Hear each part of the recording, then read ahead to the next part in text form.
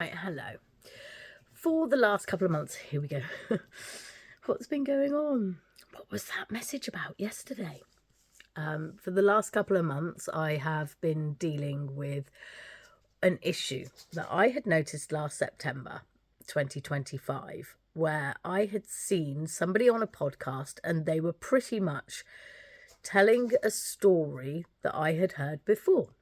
Now, I've heard this same story for about 35, 40 odd years, because my dad used to tell me this story.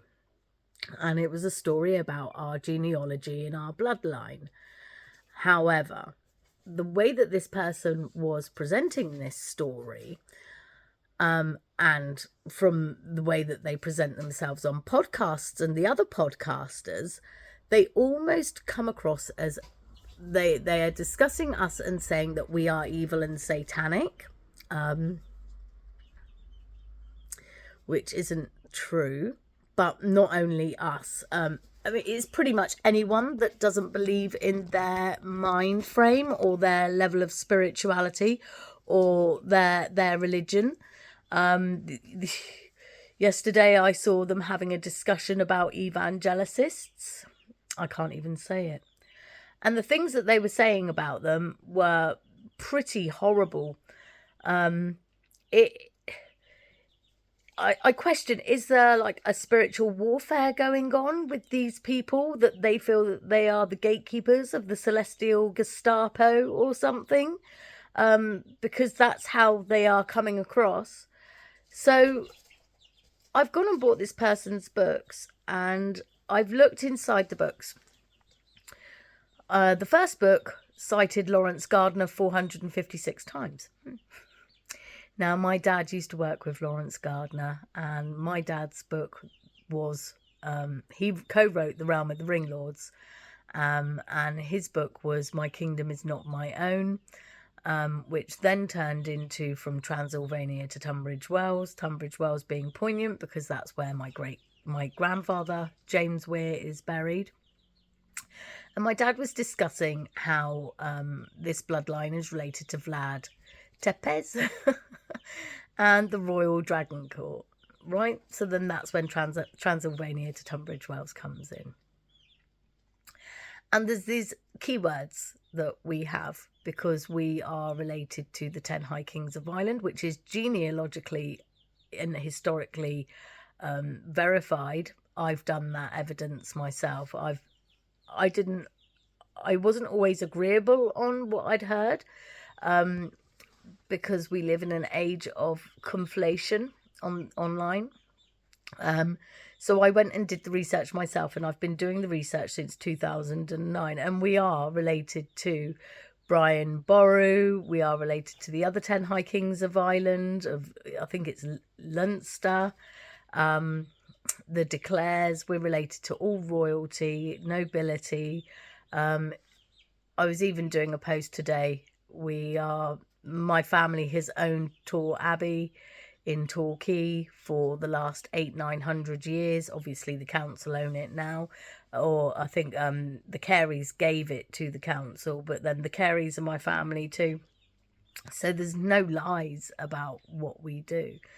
So there's elves, there's fairies, and not in the sense of flittery fairies from Peter Pan, but these are just the kind of keywords that my dad would use. And my dad was an iconoclast, and my dad was hilarious, and he liked to have a laugh and a chuckle with people. And he liked to provoke people that would go and read the Bible and be so literal about it. So these people are now calling us satanic. We're not satanic. We don't run a cult. Evil. And yeah, it was quite horrible. So then I went to his second book, and I'd seen that my dad's name was mentioned 56 times. The framework, which was pretty exact, what they've done is they've mashed the Bible up, and they've mashed up Laurence Gardner, then my dad's work, And in one of the videos, he'd admitted that he has no education, had never gone to university. He wrote a book about the Bible, and he was unsure that whether his book would sell. So he thought that he better dive into secret societies. And that's when he started to dive into our work. Now, if you were to remove all of Laurence Gardner's work from the first book, it would be just a Bible. If you were to remove all of my dad's work and Laurence Gardner's work from the second book, it would be just a Bible. If you was to remove the Bible, my dad's work and Laurence's work, it would be nothing. Absolutely nothing. There's no authenticity, no originality. Everything has been cited and it's not cited in fair use when it's cited that amount of times. So I have produced a cease and desist to his publisher, and his publisher said it was only cited once. So I went through it again and I was like, no, 56 times. So I sent him 15 screenshots and he came back and said, right, okay, well, I'm going to go and have a word with our copyright lawyer, and I'm going to go and have a word with the author and see what we can, what we find. And then he came back and said, oh, no, it's definitely fair use. And I said, well, it's not really fair use when, I've got 56 citations here. And I said, you've said that it's only once. It's not just once. And with Laurence Gardner, it's 456. So how can you tell me that that's fair use?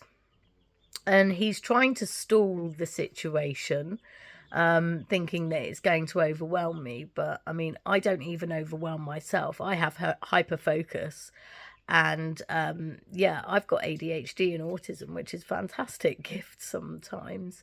So I started doing a side-by-side review, and the hyperfocus ended up doing 166 pages, and I thought, I can't send him 166 pages. I'm just going to send him these chapters, which one chapter is called The Elven House of Vere. Hi, I'm Abbe de Vere.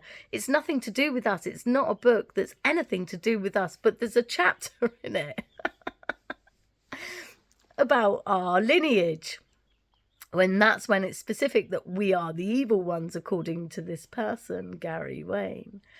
So yeah, I think I'm going to leave it at that cliffhanger. But I have been pursuing it.